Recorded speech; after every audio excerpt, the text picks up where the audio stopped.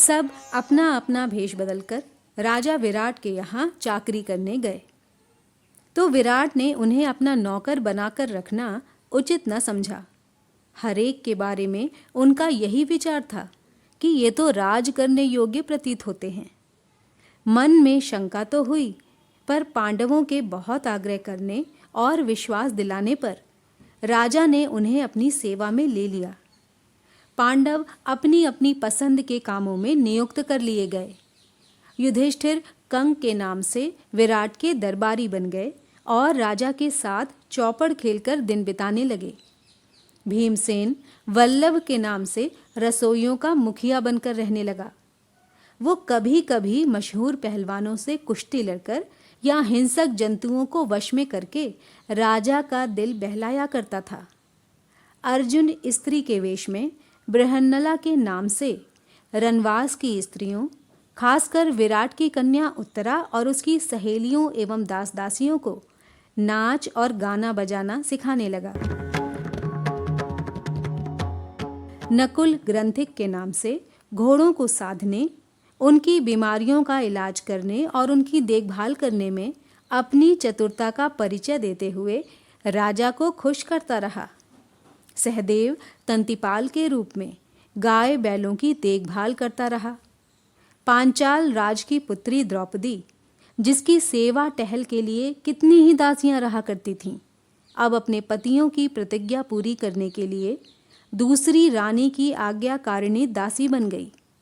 विराट की पत्नी सुदेशना की सेवा शुश्रूषा करती हुई रनवास में सैरंध्री के नाम से काम करने लगी। रानी सुदेशना का भाई कीचक बड़ा ही बलिष्ठ और प्रतापी वीर था। मत्स्य देश की सेना का वही नायक बना हुआ था और अपने कुल के लोगों को साथ लेकर कीचक ने बूढ़े विराट राज की शक्ति और सत्ता में खूब वृद्धि कर दी थी। कीचक की धाक लोगों पर जमी हुई थी। लोग कहा करते थे कि मत्स्य देश का राजा तो कीचक है, विराट नहीं। यहाँ तक कि स्वयं विराट भी कीचक से डरा करते थे और उसका कहा मानते थे।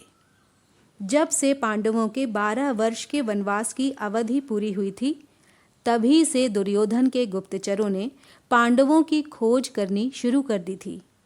इन्हीं दिनों हस्तिनापुर में कीचक के मारे जाने की खबर फैल गई। ये खबर पाते ही दुर्योधन का माथा ठनका कि हो ना हो कीचक का वध भीम ने ही किया होगा। यह दुर्योधन का अनुमान था। उसने अपना ये विचार राजसभा में प्रकट करते हुए कहा, मेरा विचार है कि पांडव विराट के नगर में ही छिपे हुए हैं। मुझे तो यही ठीक लगता है कि मत्स्य देश पर हमला कर देना चाहिए। यदि पांडव वहां होंगे तो निश्चय ही विराट की तरफ से हमसे लड़ने आएंगे। यदि हम अज्ञातवास की अवधि पूरी होने से पहले ही उनका पता लगा लें तो शर्त के अनुसार उन्हें 12 वर्ष के लिए फिर से वनवास करना होगा। यदि पांडव विराट के यहाँ ना भी हुए तो भी हमारा कुछ नहीं बिगड़ेगा। हमारे तो दोनों हाथों में लड्डू हैं। दुर्योधन की बात सुनकर त्रिगर्त देश का राजा सुशर्मा उठा और बोला, राजन, मत्स्य देश का राजा विराट मेरा शत्रु है। कीचक ने भी मुझे बहुत तंग किया था। इस अवसर का लाभ उठाकर मैं उससे अपना पुराना बैर चुका लेना चाहता हूँ। कर्ण ने सुशर्मा की बात का अनुमोदन किया। फिर सबकी राय से यह निश्चय किया गया कि विराट के राज्य पर राजा सुशर्मा दक्षिण की ओर से हमला करे और जब विराट अपनी सेना लेकर उसका मुकाबला करने जाए तब ठीक इसी मौके पर उत्तर की ओर से दुर्योधन अपनी सेना लेकर अचानक विराट नगर पर छापा मार दे। इस योजना के अनुसार राजा सुशर्मा ने दक्षिण की ओर से मत्स्य देश पर आक्रमण कर दिया। मत्स्य देश के दक्षिणी हिस्से पर त्रिगर्त राज की सेना छा गई और गायों के झुंड सुशर्मा की सेना के कब्जे में आ गए। कंक अर्थात युधिष्ठिर ने विराट को सांत्वना देते हुए कहा, राजन, चिंता न करें, मैं भी अस्त्र विद्या सीखा हुआ हूँ।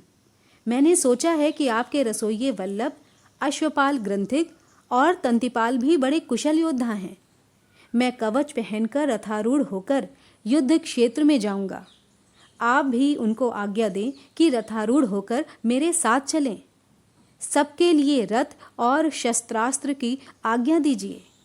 ये सुनकर विराट बड़े प्रसन्न हो गए। उनकी आज्ञा अनुसार चारों वीरों के लिए रथ तैयार होकर आ खड़े हुए। अर्जुन को छोड़कर बाकी चारों पांडव उन पर चढ़कर विराट और उनकी सेना समेत सुशर्मा से लड़ने चले गए। राजा सुशर्मा और विराट की सेनाओं में घोर युद्ध हुआ।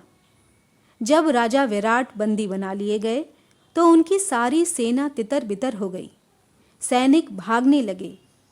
ये हाल देखकर युधिष्ठिर भीमसेन से बोले, भीम, विराट को अभी छुड़ा कर लाना होगा और सुशर्मा का दर्प चूर करना होगा। यदि तुम सदा की भांति सिंह की सी गर्जना करने लग जाओ तो शत्रु तुम्हें तुरंत पहचान लेंगे। इसीलिए सामान्य लोगों की भांति रथ पर बैठकर और धनुष बाण के सहारे लड़ना ठीक होगा। आज्ञा मानकर भीमसेन रथ पर से ही सुशर्मा की सेना पर बाणों की बौछार करने लगा। थोड़ी ही देर की लड़ाई के बाद भीम ने विराट को छुड़ा लिया और सुशर्मा को कैद कर लिया। सुशर्मा की पराजय की खबर जब विराट नगर पहुंची तो नगर वालों ने नगर को खूब सजाकर आनंद मनाया और विजयी राजा विराट के स्वागत के लिए शहर के बाहर चल पड़े।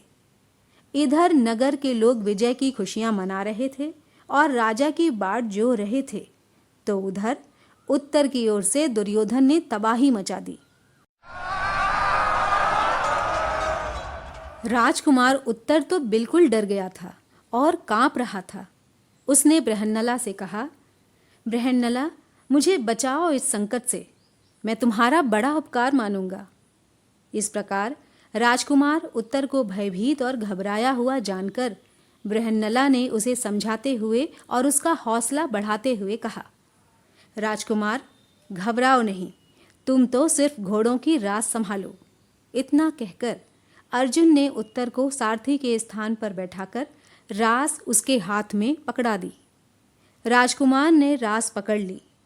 आचार्य द्रोण ये सब दूर से देख रहे थे।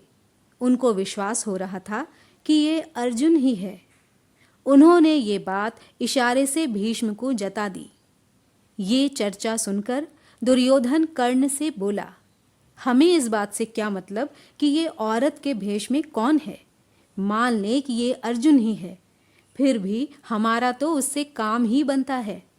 शर्त के अनुसार उन्हें और 12 वर्ष का वनवास भुगतना पड़ेगा। अर्जुन ने कौरव सेना के सामने रथ ला खड़ा किया। उसने गांडीव संभाल लिया और उस पर डोरी चढ़ाकर 3 बार जोर से टंकार की।